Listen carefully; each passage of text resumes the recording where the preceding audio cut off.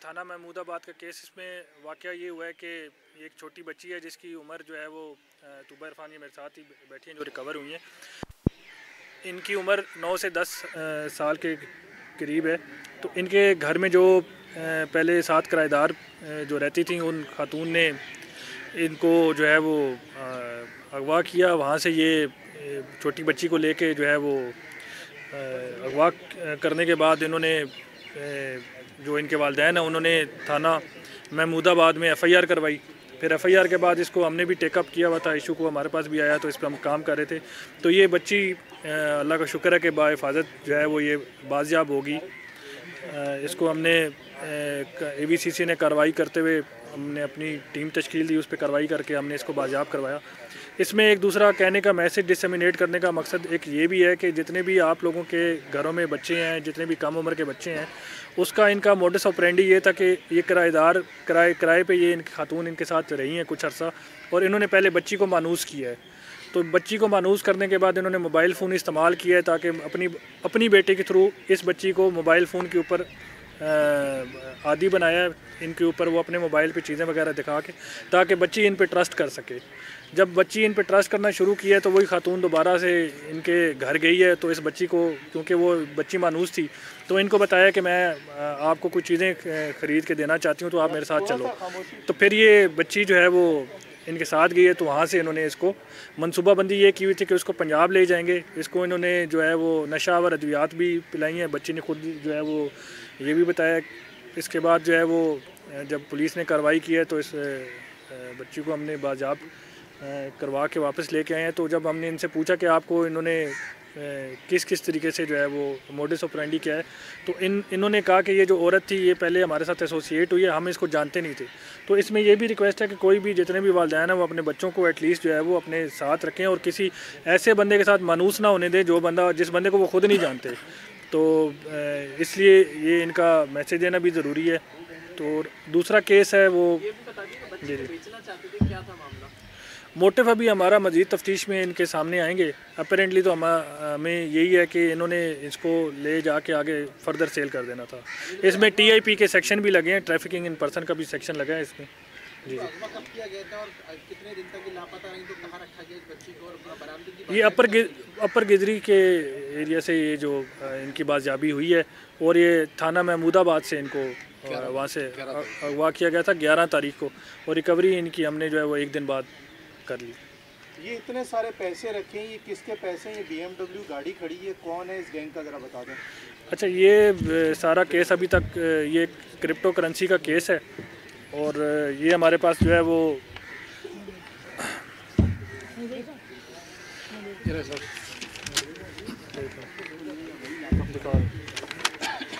ये एक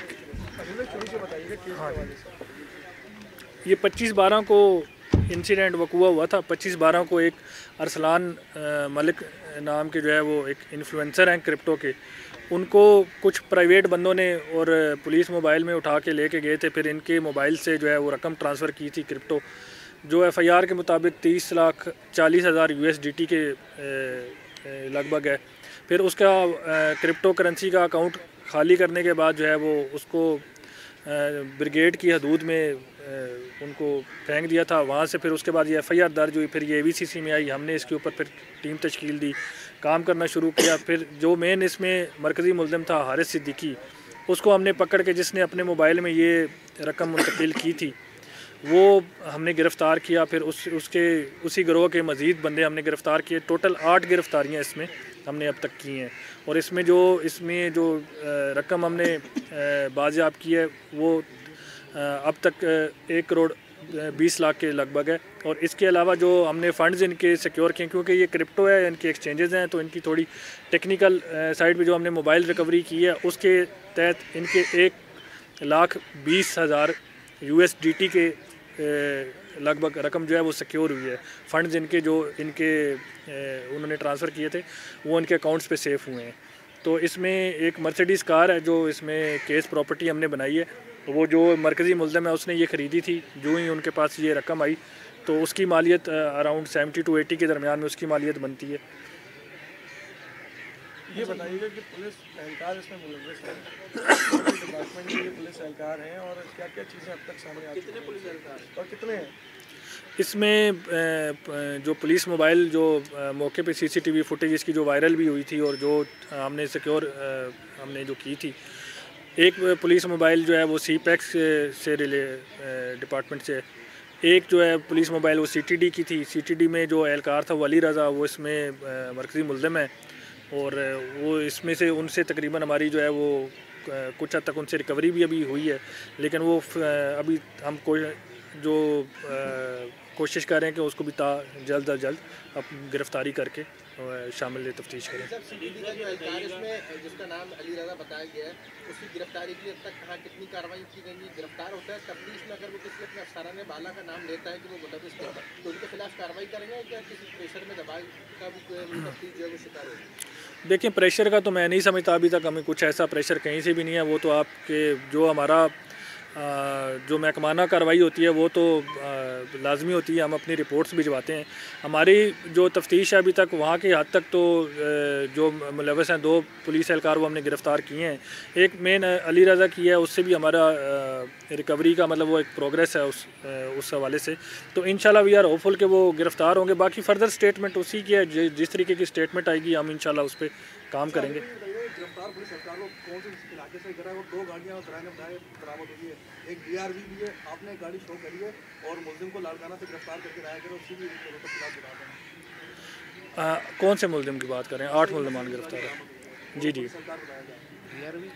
नहीं, BRV नहीं है, वो एक आल्टो कार इसमें है। आल्टो कार जो है वो प्लेस ऑफ इंसिडेंट्स में थी, वो सीसीटीवी फुटेज में मौजूद थी। वो एक मुजम्मल नामी लड़का है जिसकी वो जो इसका मालिक है वो गिरफ़्तार है और वो इसमें जो वारदात जब ये हो रही थी उसमें शामिल है वो। हमने तो इसको 365A के ऊपर तफ्तीश की है इसकी, तो 365A की तफ्तीश हमारी रजिस्ट्रेशन के बाद उसके ऑनवर्ड्स हमारी तफ्तीश है। बैकड्रॉप में हमने इसको इन्वेस्टिगेट नहीं किया कि इनके फ़ंड्स कहाँ पर हैं या इनसे कहाँ से रकम आई है, क्योंकि वो हमारा ना तो मैंडेट, हमारा मैंडेट है KFR का, किडनैपिंग फॉर रैंसम का। तो हमारा मेन ये है कि जो किडनैपिंग की वारदात हुई है उसमें मुलव्वस लोग कौन थे, उनमें जिन लोगों ने इनसे जो चीज़ें ली हैं, जिस मद में ली हैं, वो एज़ इट इज़ हम कोर्ट के सामने जो है वो वापस ले जाएं और कोर्ट को बताएं कि ये तवान की सूरत में ये चीज़ें ली गई हैं और हमने वापस जो है वो ये चीज़ें रिकवरी करके कोर्ट के सामने ले गए। इस तरह से सही हिकमत अमली से जो है केस नहीं होता तो जिसकी वजह से वो छूट जाते, तो आप इस केस के हवाले से कौन कौन से दफात इसमें शामिल हैं और फर्दर क्या कार्रवाई जो है वो आगे आती है? देखिए, इसमें मेन तो 365A की दफ़ात हैं जो एक काफ़ी जो है वो एक बड़ा सेक्शन है और मेन वकूआ भी उसी के अराउंड रिवॉल्व करता है। दूसरा, माजी में जो आप बात कर रहे हैं, देखें पुलिस एहलकारों के ऊपर जो जिनका क्रिमिनल केस में या इन्वेस्टिगेशन में जिनका जिक्र होता है, उनके ऊपर हम कोशिश करते हैं कि केस बनाने के ऊपर हम बिल्ड करें, एविडेंस वगैरह स्ट्रॉन्ग करें। महकमाना कार्रवाई उनके ऊपर स्ट्रॉन्ग होती है, ये हमेशा पहले भी होता रहा है और मेरे ख्याल में अभी भी होता है। बाकी तफ्तीश में डिपेंड करता है कि तफ्तीश में जितनी भी एविडेंस है किस अच्छे तरीके से वो केस बिल्ड किया जाता है, उसी के अकॉर्डिंगली मेरे ख्याल में रिजल्ट्स आते हैं और वो कोर्ट फैसला करती है कि उनको सज़ा, क्योंकि उनकी रिलीफ कोर्ट से मिलेगी और सज़ा भी कोर्ट से मिलेगी। मंगोपीर वाले वाक़े के अंदर ये देखा गया कि जो टारगेट है, जैसे कोई अरसलान को टारगेट किया गया, ये टारगेट उनको पता कैसे चलते थे? ये तफ्तीश में क्या आप तक सामने आ सकती है? एक और चीज़ ऐड कर लीजिएगा इसमें, कुछ अफसरान के माजी में कुछ दिनों पहले जो है वो तबादले हुए हैं, और भी अफसर तबादले हो सकते हैं। देखिए, वो जो तबादले हुए हैं उसमें हमें CPAC की मोबाइल इस्तेमाल हुई थी, हमने वो रिपोर्ट की थी मोबाइल, उनका ड्राइवर इस्तेमाल हुआ था। फिर महकमे ने, उनके कंसर्न डिपार्टमेंट ने उनकी इंक्वायरी की होगी, उसमें उन्होंने जो मुनासिब समझा उसने महकमे ने कंसर्न कार्रवाई की है। इसी तरह CTD की जो मोबाइल इस्तेमाल हुई थी वो भी हमने एक रिपोर्ट बता दी थी कि ये व्हीकल इस्तेमाल हुई है, फिर उसके बाद महकमा जाती कार्रवाई उन्होंने की है उसमें।